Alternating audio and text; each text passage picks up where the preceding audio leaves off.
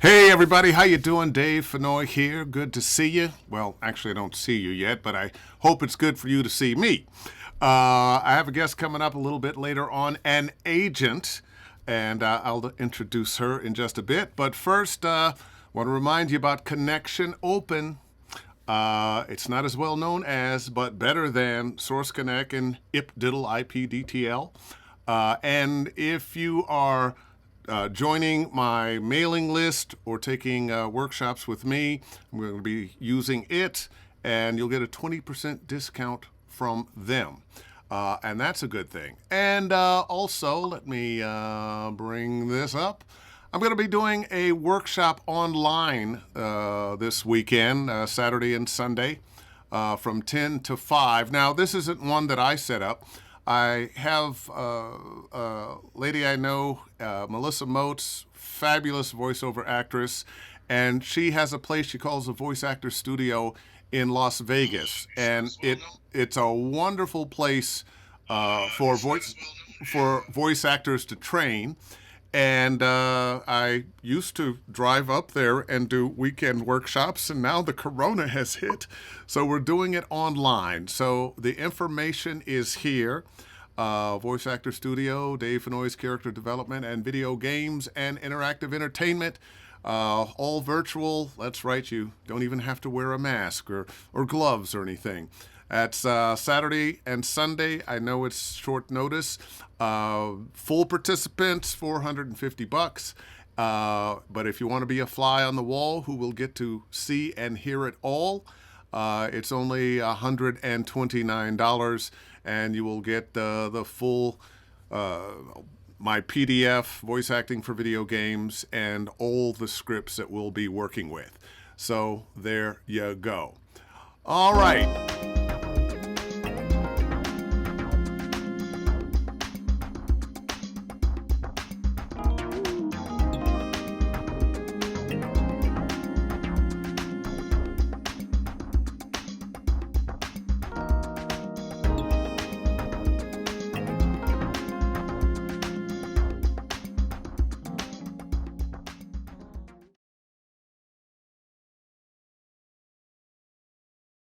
Portia Scott. Hello. Hi there. There she How's it is. Yeah. there? Hi, how's it going? Oh, it's going great. It's going fantastic. How are you doing? I'm really well. Yeah, it's been a great day. Had a nice long weekend, so Okay. started the week kind of charged up and And ready to and go. and you're not where the fires are.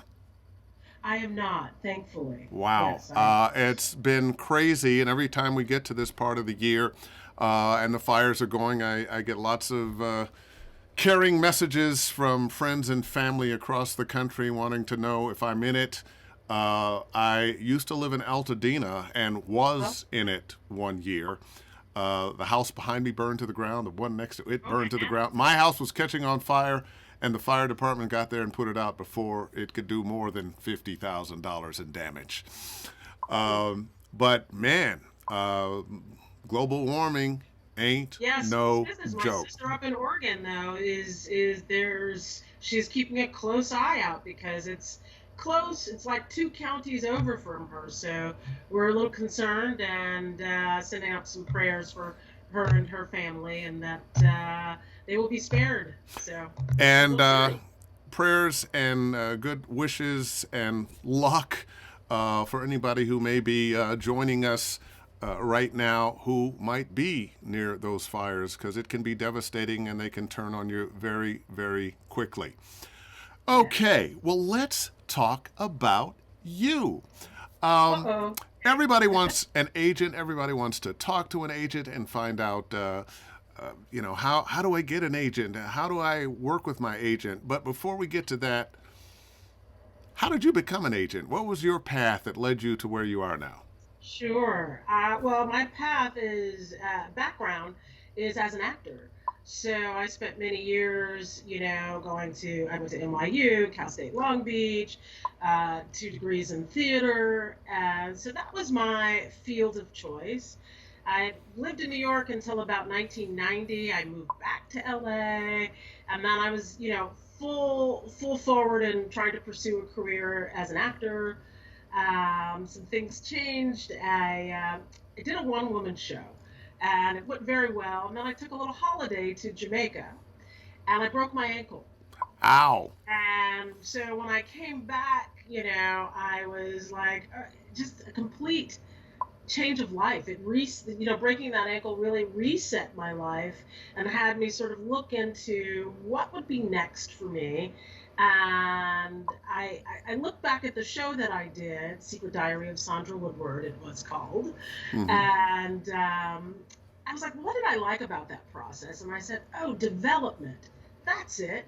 And at that time, I was employed at Universal Studios, and I was working in marketing, future marketing department at the time, which was very helpful when doing my show because I got all the promotional tools. I was able to utilize the marketing department to help myself, so that was awesome. And You had the hookup. I had the hook up, and and so from that, I thought, oh, I really like development. I love developing the show. So I went down to human resources and I said, I want to work in development. And so they placed me in development, which was fantastic, that they placed me. But then I realized I was reading all of these scripts that I had zero interest in. And I thought, oh, so then I'll be part of trying to develop something that I'm not really interested in. Okay, no, don't want to do development. And then I left the studio and I just worked in different areas. I fell into casting. And then I met an agent from CESD. At the time, it was CED. And I was waiting for a casting show to start up. And she said, well, our agent just left. Our voiceover agent just left. Do you want to come in and, tip for a while? And I thought, oh, well, if I can get cash and the trades, absolutely, I'll be there. And I started on a Monday. Friday, they offered me the job. Whoa. So I literally just kind of just stepped into the world of agenting. And in fact, prior to that, I had been offered a position at ICM. And I was like, oh, no, I don't want to be an agent. I'm an actor. Funny how things come back at you, right? Oh yeah. Now let me ask you this: you think you're having more fun, enjoying life better as an agent, or would you have rather have been an actor now, looking back? Oh, no, I'm in the perfect place. I'm exactly where I'm supposed to be because all the skills, all the tools, and all the things that I learned as an actor, I get to use as an agent. So it's, you know what I mean? So it's, I'm on the right process in my life. So yeah, that's how I became. And the position was a voiceover agent. It was voiceover and some on camera, but predominantly voiceover. And I was fortunate because at the time the company was called CED. When I was employed there, it still is an amazing agency, and Mine. it taught me, right, that's your agent, and they taught me, I learned from the best. Yeah. I Yeah. would say I learned. TJS Scott taught me so much stuff that I still use today, and I find that some people aren't always, aren't as knowledgeable about the industry sometimes. I'm like, no, no, no, no. For radio, it's per spot, per cycle. Yeah. It's just all these little things to learn that I really learned from the best, and that really started my career as a voiceover agent. Okay. Now hold that thought. A couple Okay. people were asking me about the workshop this weekend, and they didn't see the they fly on the wall price. It's there, and posted in the comments. And let's see, I'll just right there. They're posted in the comments. Thank you, Kimberly. That's all the information, and you can find it there. And then you'll be able to, sign up if you would like to. Once again, it's this weekend, 10 to 5, Saturday and Sunday. Now, let's get back to agenting. So, tell me exactly. I think we know, but what is it about the job of being an agent that most of us don't know? What is it that an agent really does? I know you book me on things, but there's some stuff going on that we don't know about. Absolutely. I mean, the amount of work, let's just say that, is just to, send out, gear up all of the auditions we send out. That is an enormous amount of work. But I think the thing actors may not know is if I'm submitting you on content far more than I think that you know. That if so I send you all the auditions I send you aren't the only submissions we do for you. That is a thing. So I'll get a quick little sample from casting. Hey, will you send me 5 of your top people, or send me this group, that group? And so I'm submitting my clients all day, most days, even above and beyond the auditions that you actually receive. And I think a lot of actors think, oh, the only thing we're being submitted on are the things that we receive from you to submit on. Not the case. There is a whole other world of opportunities that are being provided that you don't even know about. Well, that So might explain some of those jobs I get that I didn't audition for. that's right. I just thought, oh, we love Dave Fennoy, let's hire him. No, my agent is, hey, oh, for that, why don't you try Dave Fennoy? That's right. And you guys are earning that 10%. Yeah.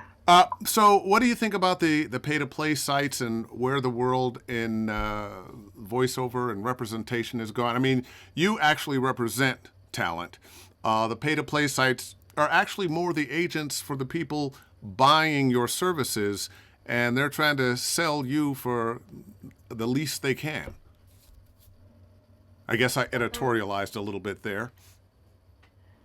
But the pay-to-play sites, I don't really interact with. I don't deal with those. I don't need to. No, no, They're I didn't think you did. I was thinking your thought on them, your opinion about of them. yeah. I don't have too much thought really around them. I think I don't sort of. I guess, okay, here's my thought around it. Let me get clear about it. I think it's a good opportunity for people who are starting out. People who are just starting out in the business and they want to get an idea of how it's going and they want to get some auditions going. I think that's a great place to start. But for the seasoned professionals and the people who have agents, it's what I mean. I don't see it as a place of really great opportunity. In that for people who are seasoned and working. Okay, I got a couple questions for you here. Sure. Walter Williams asks, question for Portia Scott. If Don LaFontaine was alive and starting out in voiceover in 2020, would his style get bookings and agent representation? I'm sorry, Dave. That totally broke up on my end. Am I freezing? Is it me? No, Is it you? you're doing just fine. I don't think we're getting Okay. a freezing. I missed that question though. His question: if Don LaFontaine was alive and just starting out in voiceover in 2020, would his style get bookings and agent representation? I mean, I like to think that Don LaFontaine was a talented and brilliant voice actor, and I'd like to think that he probably would have shifted with the time, and perhaps his voice would be relevant today. I would like to think. Yeah, it's interesting because Don actually is more than just a voice actor. He's a prototype. He's the voice you hear in your head for certain kinds of things, and especially where movie trailers and drama promos for television are concerned, he's the bar. Indeed. Yeah, he's the bar. Now, if he were just starting out now, I think because he was so talented, he's a guy that what he did, he made it sound easy, which is what all the greats do. Right. I'm pretty sure he would have been doing okay. Yeah, I think he would have evolved into whatever he needed to do. I really think that Got another you know, question for you here. no. Evan Richards, question for Portia. When contracts expire for voiceover talent, does an agency decide to keep the talent and renew the contract, or keeps the talent not under contract? Well, it's kind of an odd question. Well, I understand it. I'll say it depends on the talent. It's our contracts are 18 months. And we, it, yeah, I think it just depends on the talent. If in 18 months we don't have any bookings and not, no, or there's not, they're not out pursuing in terms of training and voiceover workouts and such. I think that maybe an agent would leave them on the roster, but maybe not offer a renewal, and or release them. Yeah. Okay. Yeah. One more. I think there are going to be a lot of questions for you. Hey, Portia, what about a brand new talent? What about a brand new talent inspires you to want to help bring them to market? What inspires me about new talent, so new talent meaning someone who's just stepping in, is the can do attitude. That is someone who's willing to work on their craft, find the area that they're really good at. Someone who knows what they're good at, not the oh I can do it all, because we can't. Most of us can't do it all. So someone who is really specific about what they're good at and how they're going to, go in and make that better, stronger, and they're able to sort of connect. That's what Someone who's inspires good me. at what they do and they know their lane. Yes, Yeah. Okay. Oh I yeah. like The that. the, the questions are coming fast and furious. Laura Okay. chats. What do you think about social media? Does a voice actor need to have an interesting website? Social media, yes. Voice actor needs a website.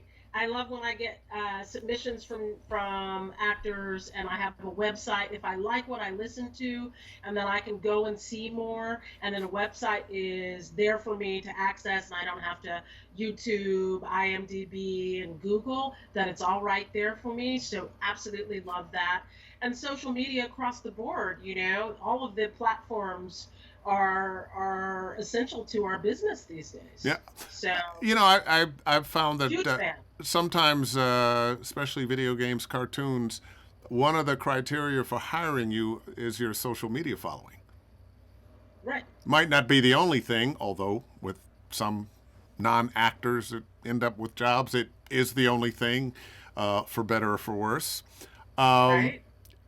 and I don't think you can be a voice actor these days without a website. I just don't see how. I mean, we have to be involved in all areas of, social media. Online presence is everything, because I actually will use that in breakdowns, in often the animated feature breakdowns. They don't often release a lot of the information, but we'll have, here's this role we're looking for. Who do send us some samples. So I will, put together a whole package where I'll send a link to the talent's website, a link to the IMDb page. I'm sending links because they're not going to take the time to download attachments for Yes, everything. yes. They just want to go to the name, boom, there it is, Portia Scott. Click the link and see what's been sent. So that is a huge tool that I use to submit on my clients on, as opportunity to be seen and to be heard, because Fan- sometimes they don't even release the sides. They'll send us the breakdown, they'll send us this, and they'll say, okay, send us your suggestions. They'll go through, pick and choose, and say, great, here are the sides, please cover this group of actors. ah, So if I don't have those quick online links to get to, I'm going to pass over your name. I'm going to go to the people who have it, who fit, instead of all the attachments and all like that. So it's so, essential. so note to voice actors: get your links together, your website together, so people can find you. I've got Dimbisam Shaka. I love it when I book off my reel and don't even have to audition for it. Oh, you're so lazy. No, I love that too. There's nothing like that booking that comes out of nowhere. And knowing Timbisa, yeah, she's going to get booked off her reel a lot. Well, Uh, can I just jump in real quick? One of my favorite bookings, it's quick, is when the actor auditions. This has just happened to us recently. The actor auditions, we submit the audition, they call us and say, fantastic, your client booked, and they're going to lift the audition for the job. That by far is the best booking ever. And I tell you what, you want to have a very good studio, which doesn't cost you as much as it used to. You want to have a very good studio so that the sound quality is good enough that they can do that. And B, when you're looking at sides, especially for commercials, if it's a 30, you want to bring it in at 29.5. If it's a 60, you want to bring it in at about 59 or so, unless you realize there's more music or something like that. But don't make it too long. Keep it under the amount of time for the commercial. That way they can use it. And yeah, I love that when it happens. And fortunately, these days, with home studios and as good as they can be, it's happening more and more. Okay, let's see.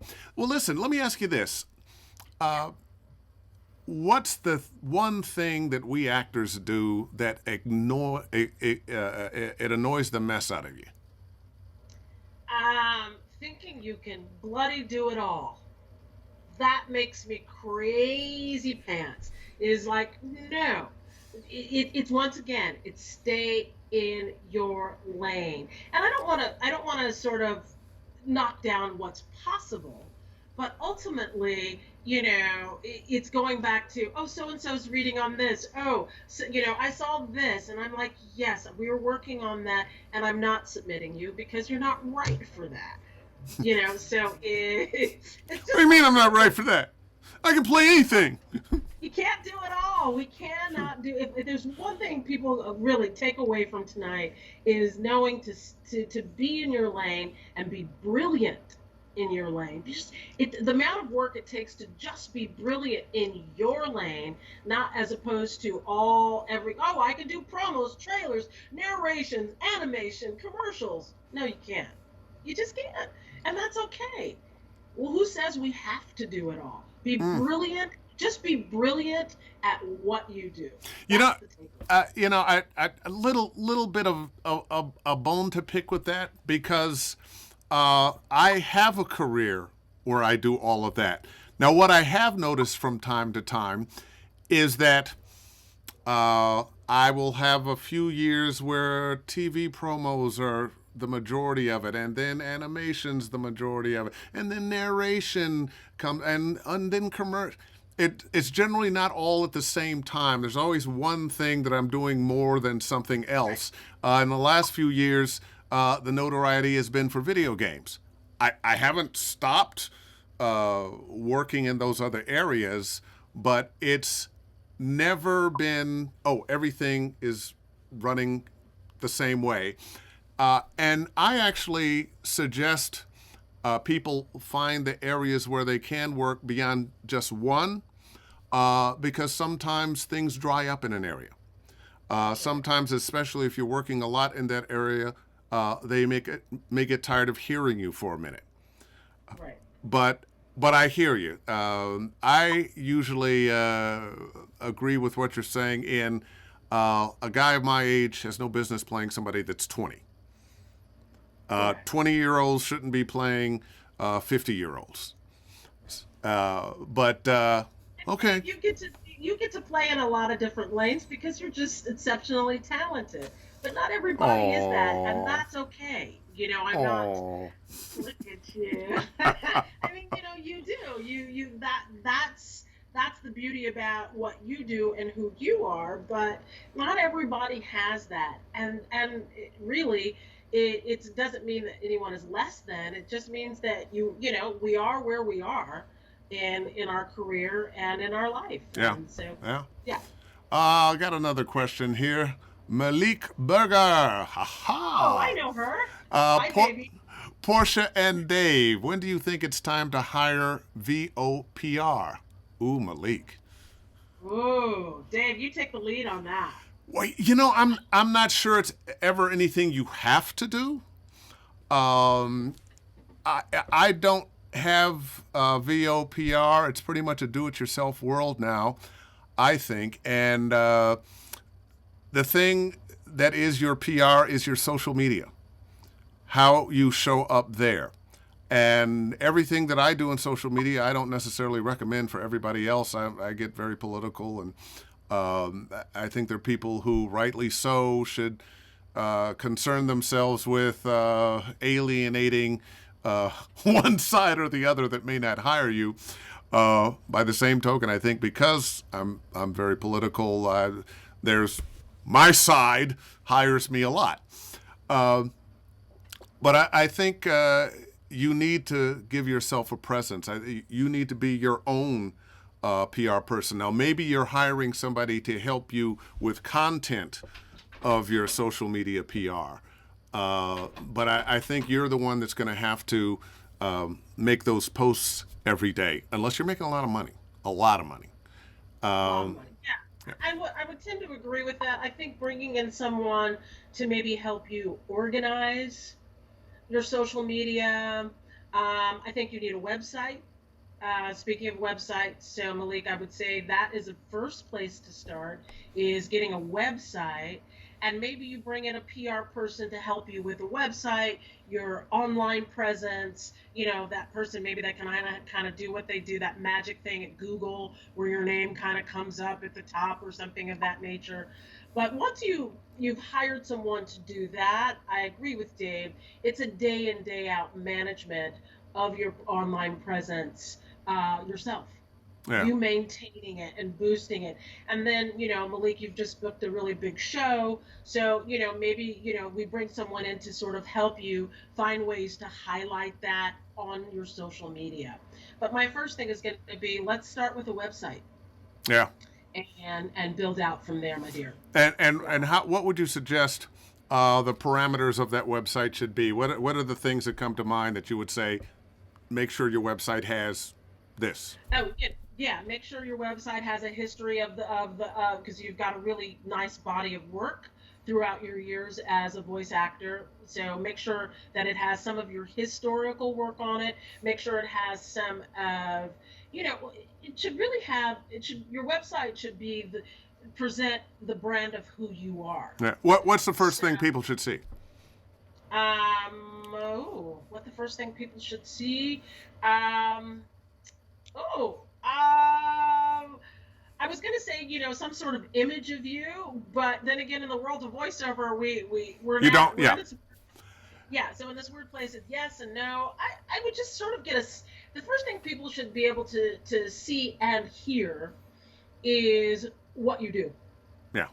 Yeah. Right, you know what I mean? I think right away to see and hear what you do. So there should be something that you click on right away, or just put the mouse over, the cursor over that gives us a sample, and then have it pot off into different areas. Video game, for someone like you, Malik, it's video game, animation, commercial content. You've got those beautiful commercial spots that you did that are in a general market and also the urban market. So we should definitely be able to toggle into that.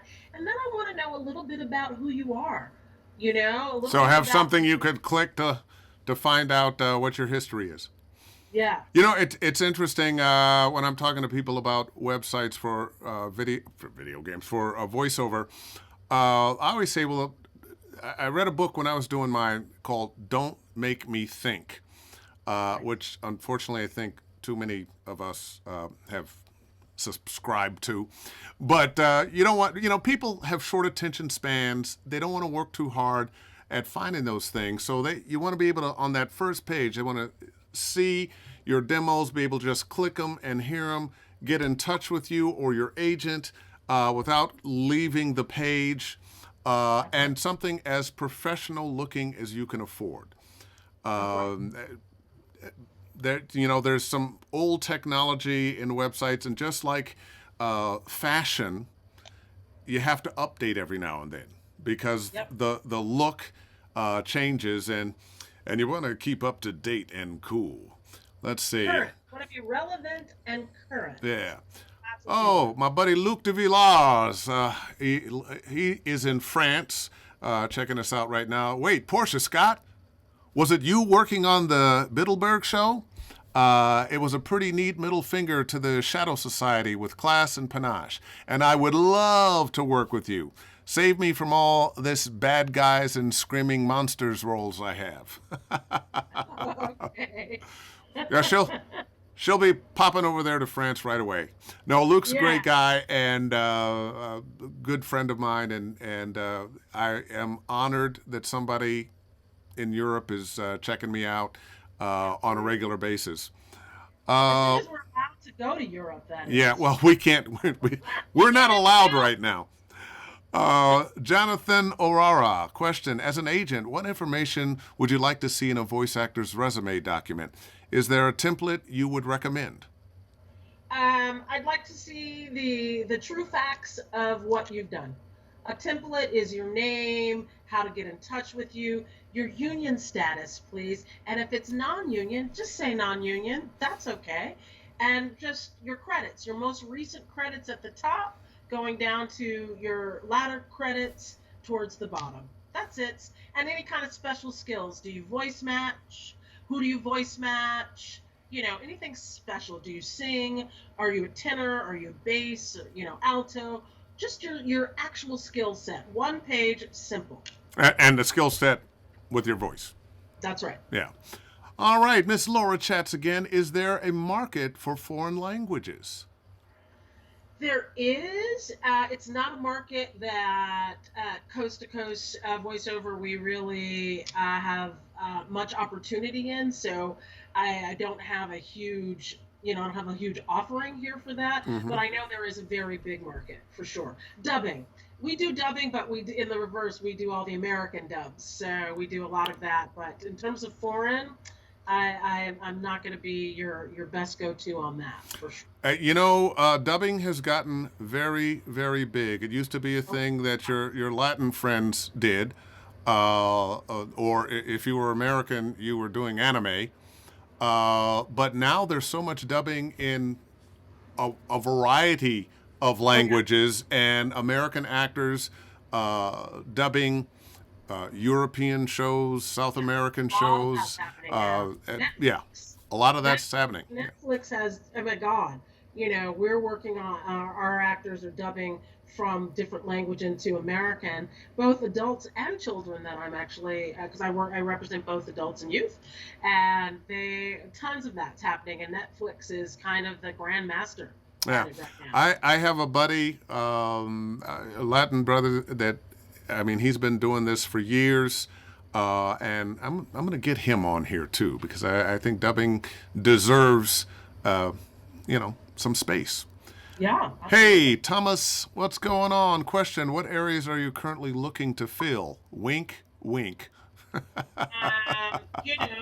Well, I'll tell you our areas of strength and where we get most of our opportunities. And so we're always looking. It's animation, feature, television, video game, commercials, and ADR.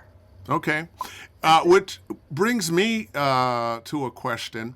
Um, and a comment that I have with a lot of my students looking for an agent. You just don't sign with somebody because they offered you representation. You need to find out from that agent what they do and see if it really matches up. That's right.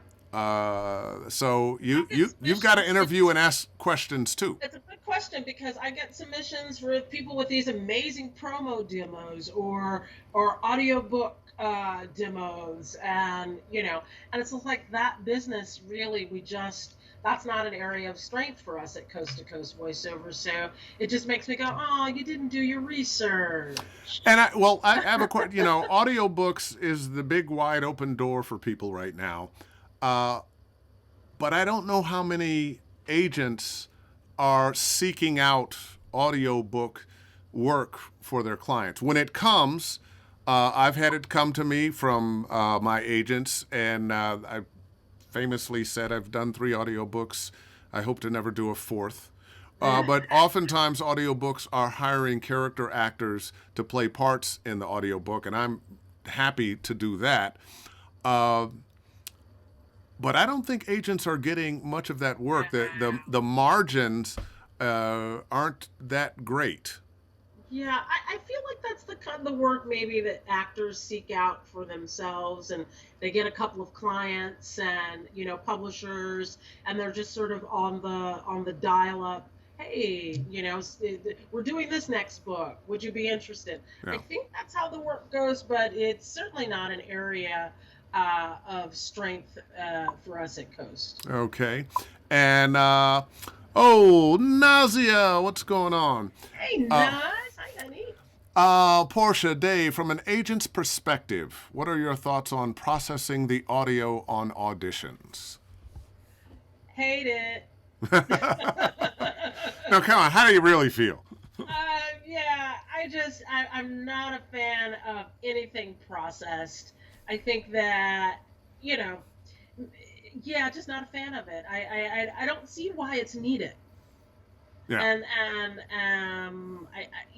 Of course we want things, some of the breaths taken out, some of, we want a clean, you know, audio for us to submit, but I don't, in terms of processing, I don't feel that it's something that's needed. And you can tell. I can hear it when it's Yeah. processed, and I'm like, okay, I'll send it anyway. Well, there are some people who could get away with a little bit of processing, but typically they are people who have been audio engineers, have a lot of that experience. Some of them may have come out of radio, but people don't want to hear the breathing spot with too much compression. Normalization, maybe a little limiting. Maybe a tiny bit of compression is okay, but after that, you're causing problems. Let's see. Just because she's there. Rolanda Watts, me too. I'm not sure what she's meaning to. And a quick Melissa Motes, who I'll be teaching for this weekend from Vegas. And Rolanda again. I do them all too. Very beneficial. I think she's talking about different genres, maybe. Um, let's see. Malik again. Do selfies help? LOL. Well, when you look like you, yeah.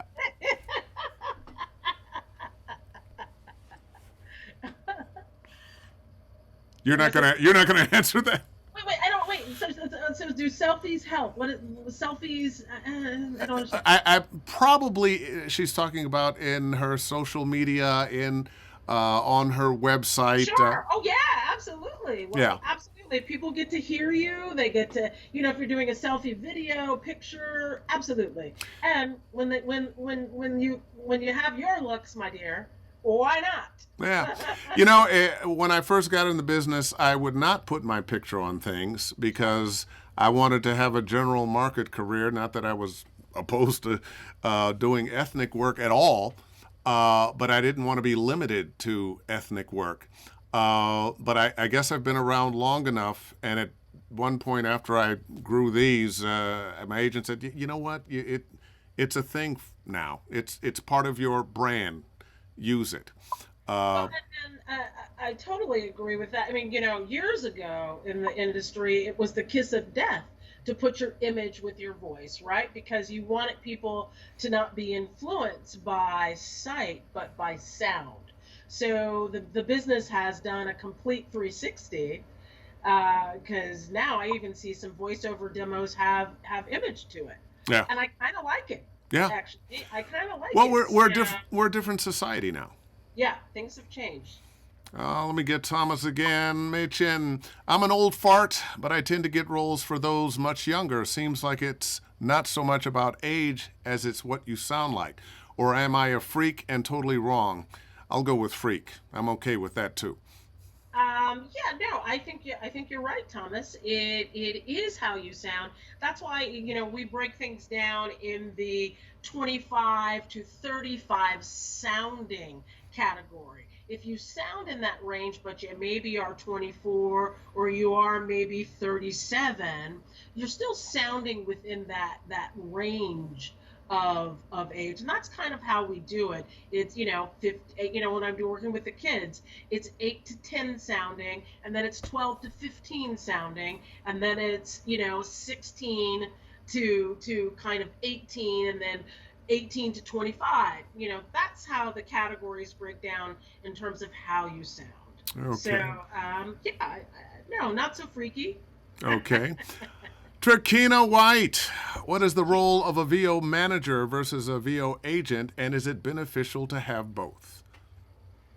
Well, there are the role, obviously, as the agent, is to submit you on content, negotiate your deal, and that's it. A manager is looking for opportunities outside of what the agent can bring.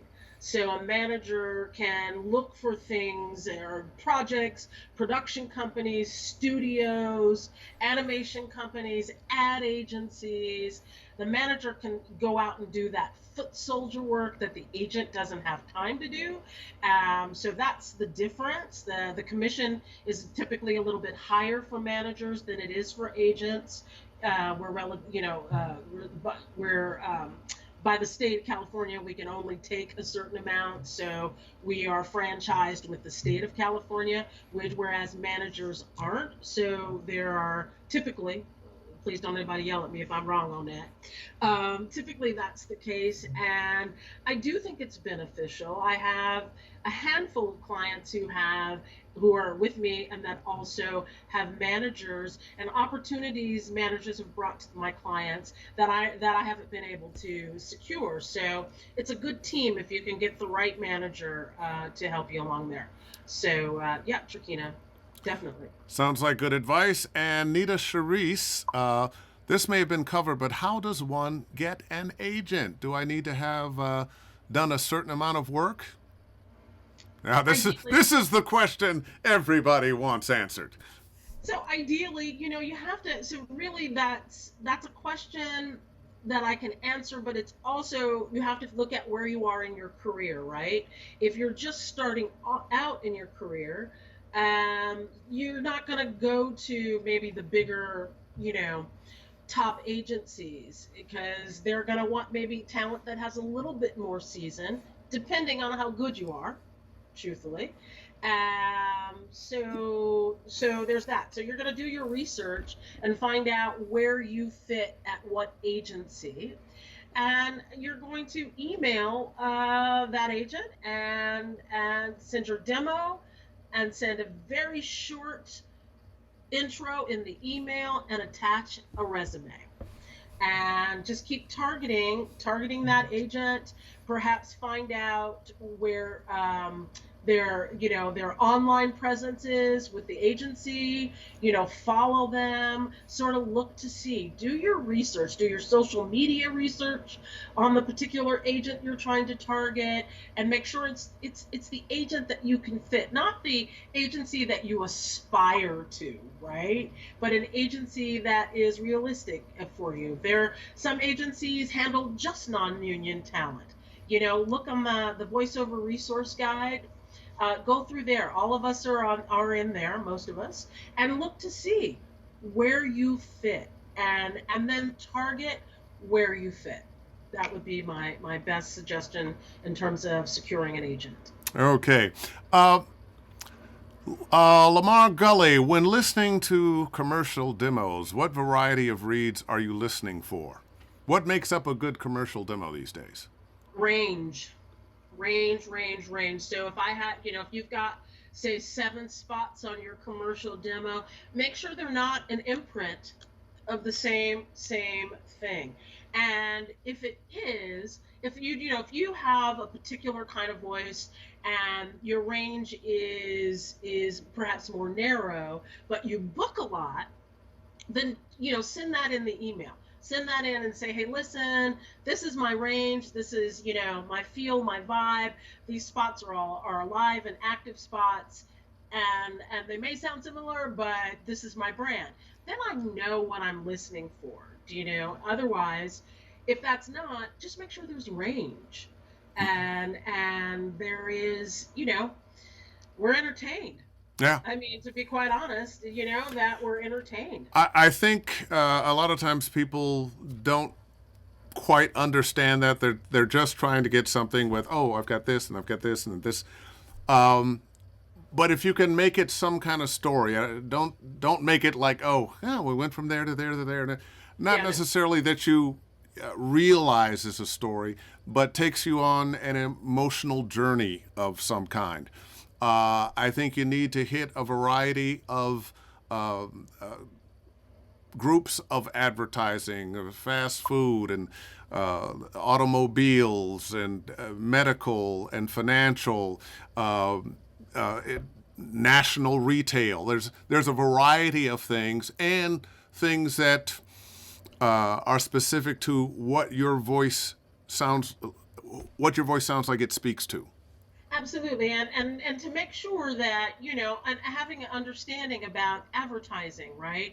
That for luxury cars, those voices are going to skew a little older, Yeah. right? Because the perception is you're at a certain age and that you can afford this luxury. So if you're younger, you're going to want to put the Volkswagen and sort of the young and fun kind of cars in that respect. So The used car place. yeah, just know who you are and what your I'm voice sorry. is. That's a Bad wrong Fennoy. thing. Bad That's a Fennoy. wrong. That's a wrong. But no, you just know your voice, know who you are, and that I would tell people go to your medicine cabinet, go to your pantry, open it up. What's in there? You've been marketed to in a particular demographic, and we've all bought into it. Yeah. See what you have, and if those are the things that you buy, then if Yeah. you're generating your demo, that's the kind of stuff you should put on your demo because you're a real voice for that. What are you eating and drinking? What pills are you taking? Take- What mattress are you sleeping on? That's right. What kind of What car do you drive? Yeah, what kind of car do you have? What clothes are you wearing? What tennis shoes? All of that. That's it. I got a question here. Does no processing mean not rolling off the base to catch some of the room bounce? No, that does not. I'll just answer that one. Uh, Most of the time, especially for us guys, we're going to roll off the base. Let's see. Maurice, I'm trying to get, because I got a bunch of questions. I'm a stage actor, and I've been doing voice acting for many years, thanks to the teachings of Dave, Stevie Valance, and others. Any advice for dealing with the slumps where you don't get work? Well, then you have to ask yourself, why aren't you getting work? Or you don't get work, or you don't get opportunity, because those are two different things. So if you're getting opportunity and you're not booking, then that's your side of the street. You have to get with your agent or whoever and try to dig in and figure out why am I not booking? What's going on? Let's dig in. So I would say that is probably the best answer to that question. I'm gonna comment on that. I think everybody has a slump from time to time. Mhm. Um, Nothing just goes up, up, up, up, up, up, and then stays level. You're gonna have ups and downs. If you are a person who uh, gets clients that are repeat, you're under contract. Sooner or later, that contract is going to end, and you're going to have to find something else and fill that void. As I've told a lot of people, don't spend it all. Save your money. When that big contract comes in, yeah, you're going to want to spend a little more, get a nice house or nice car, whatnot. Don't go crazy. Save your money, because what comes to you is going to leave you. Whatever job you have, somebody had it before you and will have after you. That's right. Let's see. Da-da-da-da-da-da. Okay, this is Laura Chats. I've heard that some agencies do not like slating. Is that true? That's not. I wouldn't. I am at Coast. I prefer that the actors slate. There is this new sort of phenomenon where people aren't slating. However, there are some casting directors, ad agencies, animation casters who ask for the actors not to slate. So when that's asked upon, we pass that on and we follow the direction. But as a broad stroke, I would prefer that you slate because I think you need to tell people who the hell you are. And also, it's when casting directors are listening, because I listen to a lot of stuff, and sometimes I'm maybe stepping away from my computer and I'm listening, and so the next actor comes up, and if you don't slate, I'm like, I can tell by your voice who it is, actually. So I'm probably not the best example, but really, other casting directors who I've spoken to, they do the same thing. And if the actor isn't slating at the top, they're gonna have to go back. Okay, wait, who is that? What? Yeah, because you've been listening to that same commercial over and over, Mhm. and you're not always paying attention. Yeah, or sometimes I'm sure you lose attention, and of course people don't always listen all the way through your audition. That's right. If your slate's not good, if it shows up that you don't have an understanding of what you're saying right off the bat, you can be 3, 4 seconds in and up next. Next. Yeah. And to her question, there's one agency that does a lot of casting, Sound and Fury, that does Yep. not want slates. Nope. Sound and Fury, no No slates. slates. So if whenever you're getting anything from them, don't slate. And I think they get really pissed off if you do. Uh, Thomas again. Oh well, let's just put it on the screen. Portia, you are a wealth of knowledge and experience that I think I need in my pocket. Can we keep you? How much? Okay. Oh, well, Portia, one of the reasons we're friends and one of the reasons I know you is you try to make sure that your actors get training. Uh, you probably spend more time pointing them in the direction of good training than many other agents. Uh, and I think that's one of the things that makes you unique. I like that about you. And when I say that, it's not just me. Uh, you have relationships with a lot of very, very fine voiceover teachers, and you're always trying to help your talent get better. Yeah. Well, and that comes from me. I think that comes from my acting background. I understand the process. I understand, what it takes for the actors to do what they do. And I also understand it from an agent perspective. So trying to bring as many opportunities to my clients is a goal so that we can be operating as a team. Because I consider myself, my clients, we're all a team trying to win constantly. And so, in order to win, we have to be at our best. So, you have to stay relevant. Voiceover is an industry that mirrors what's going on in society. So, a lot of reference happens in voiceover. So, you have to stay current and relevant and watch the content that's out there, watch the animation, watch the commercials, watch all of the content so that you can change. I mean, just since we went out in the pandemic in March, since we started here, the vibe in commercial voiceover has changed 5 times. Just because of what's going on in our society now. So I want to keep my clients relevant, and so I'm always great. Tina Marasco from Sound and Fury is doing something. Please, here, take this class. She's brilliant.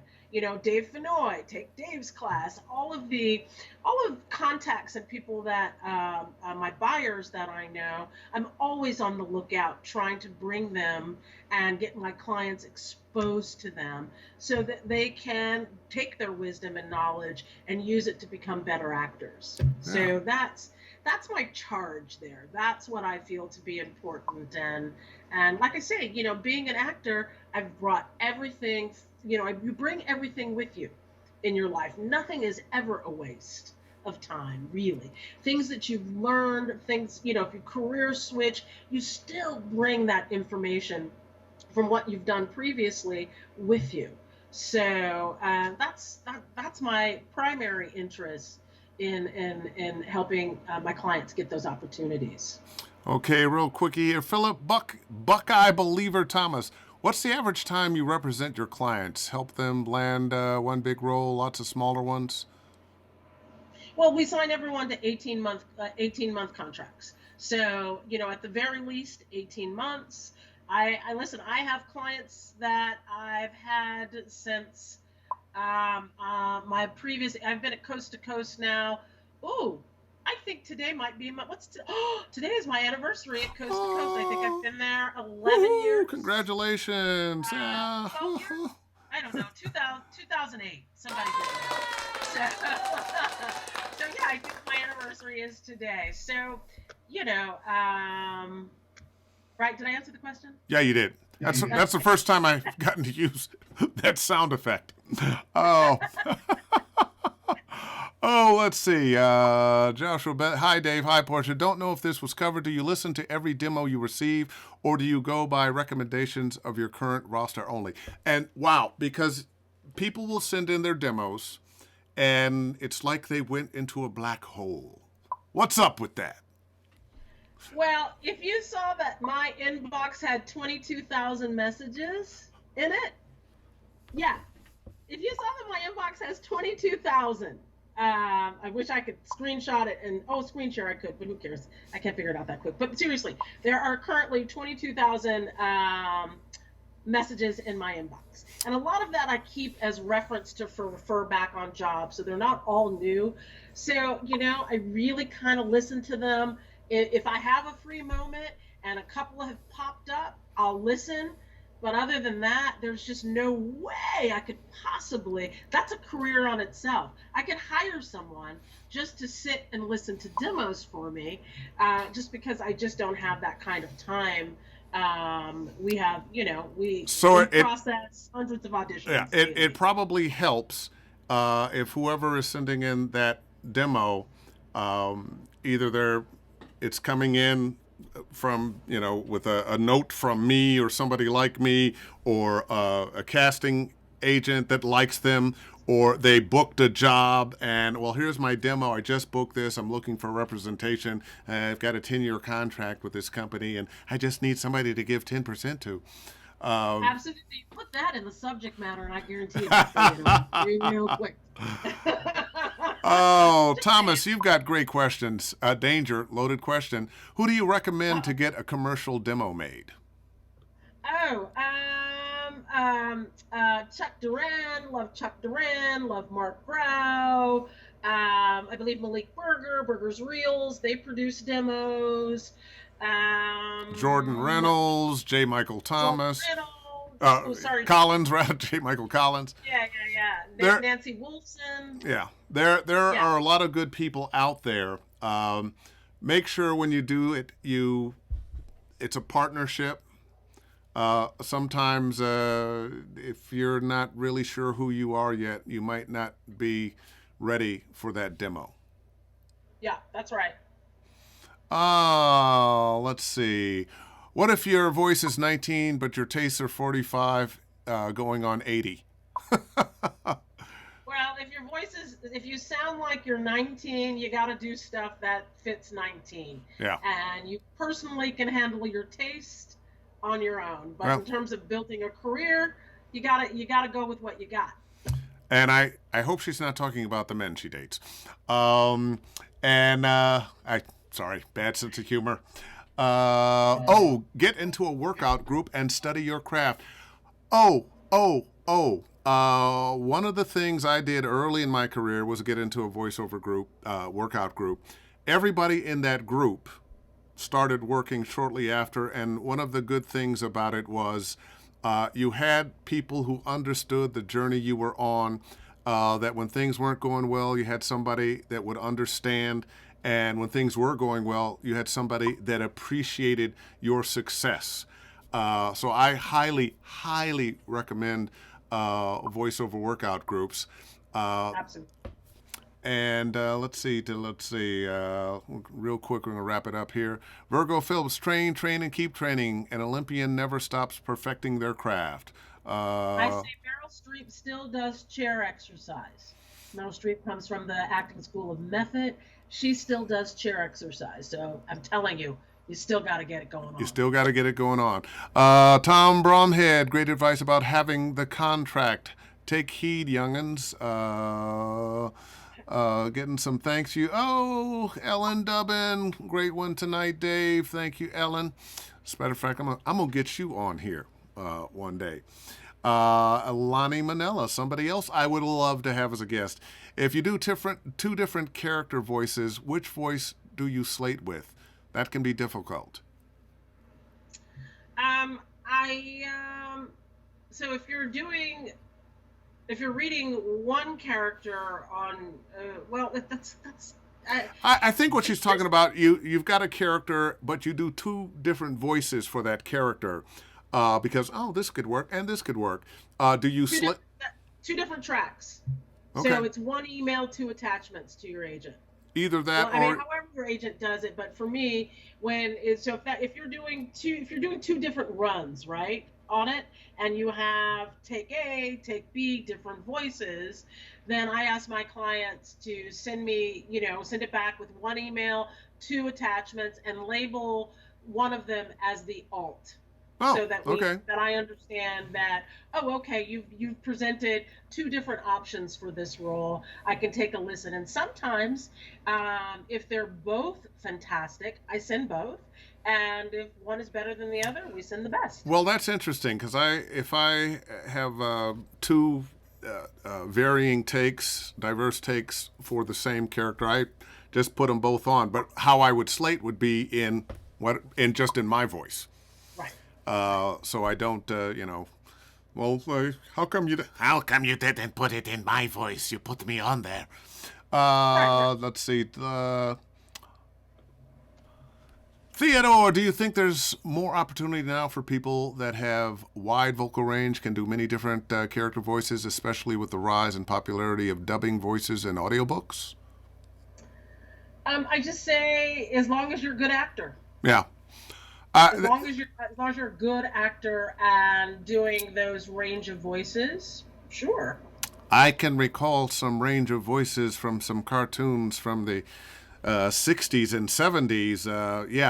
If you are good, you will work. Um, let's see. Oh, one Wendy Shapiro. Hi, Dave. Miss ya. So, question: What some castings look for is starting with a slight improv up at the front. Commercial auditions. Not if that was asked already. And do you listen to all submissions before submitting? So I think that the first part of that question, I'm not so clear. It's about improv at the front of the commercial. I think Oh, sometimes oh, okay. So like people a lead in. You're like a talking lead about in. like kind of a lead in, Yeah. the improv lead in. You know what? Yeah, I frown on it. I think it's fine to record it and go in the spot, but when you edit it out. agreed. And Agreed. Unless, every now and again, Sound and Fury. This is interesting though. Every now and again, Sound and Fury will ask for improv, and then the actors don't do it. So, note, when you're asked to improv, that's your license. yeah, Do it. Get yeah. it done. You don't have to cut it out. You can add it in. So I would. And what was the second half of that question? Was there? Oh boy, and Um, I uh, went on it. it's The second half. Do you listen to all submissions that you submit that have submitted to you? Yeah. I listen to all of them. I'm not sure that I listen to it in its entirety. And it also depends on the actor. If it's someone, that I know that just, is in the pocket all the time, I'm going to listen to the top of it. Oh, yeah, yeah, great. Go to the next. If it's someone that, oh, is not always in the pocket, I'm going to listen to it all the way through. Yeah, that's the answer. Well, we cannot possibly get to all the questions. I have a lot of people here that are wishing you a happy anniversary, and that was, what, 20 minutes ago? Thank Uh, you. and lots of thanks for all the information that you are providing. This Great. has been really good. People want to know what agents think. They want to hear from agents. How do I get an agent? How do I keep an agent? What are agents looking for? And how come that agent hasn't gotten back to me? I just sent my demo in yesterday. Uh, Oh, good for you. so, Portia, I at guess I have some point, 1,000 I'm going to emails. have you back because we only got to cover about half the questions that were being asked. I, you have been a great guest. Wonderful information. And thank you. Absolutely. Thank you. It's been an absolute blast. Uh, Thank you for having me. Okay, and you're at Coast to Coast, so that's where you send your demos. And- And please don't send them in the mail because we're not in the office. ah, Okay? Don't. does And A, anybody send I anything have in the nothing mail to play anymore? it on. So don't send me a flash drive because I'm going to throw it away because I don't trust it. So don't send a flash drive, and don't send CDs because we don't have anything to play them on anymore. Yeah, So it no, really is only emailing. yeah, MP3s are Yeah, it. It's it. that's it. Nothing. Nothing. You're not sending anything anymore. I don't. Well, I don't know hey, why the people word think they should. helps. Every now and again, I go up into my office, and since we've been out, and sure enough, there's maybe a good 10 CDs, and I just have to. I don't even have to open them. I know what it is, and it just gets thrown away. Oh yeah, So or becomes a coaster. no, that's what a coaster is for. Hey, that's what a coaster. Well, you can turn them into coasters. Anyway, Portia, I'm gonna let you go. All right, Thank you Doc. so much. Probably not for several months, but I would love to have you back and continue the conversation. By then, the world will have changed again, and some of the Yes. answers may have changed because the world keeps spinning and things keep changing because change is the And only maybe we'll constant. have a new administration, and that's my political dig right there. And if you don't like that I said that, too Too bad. bad. Uh, all right. Stay healthy, and I will talk to you soon. Pleasure. Thank you so much, Dave. All right. Whoa, there we are. I'm going to wrap this up. Wow. Amazing. Thank you so much, Portia. Just a reminder that, where is it? It's here someplace. Oh, there it is, that weekend workshop. If you would like to do that workshop this weekend, I know it's last minute. It's all going to be online. There's a couple places in the comments where you can get a link and you can be a full participant, in which case I am directing you and you are reading, or you can be a fly on the wall where you just get to listen to everything. In either case, you'll be able to get recorded copies of the full workshop. And once again, I know it's last minute, but you can sign up now. There are some places still left. And with that, I am going to bid you adieu, and I will see you next week. All the best, and book something, why don't you?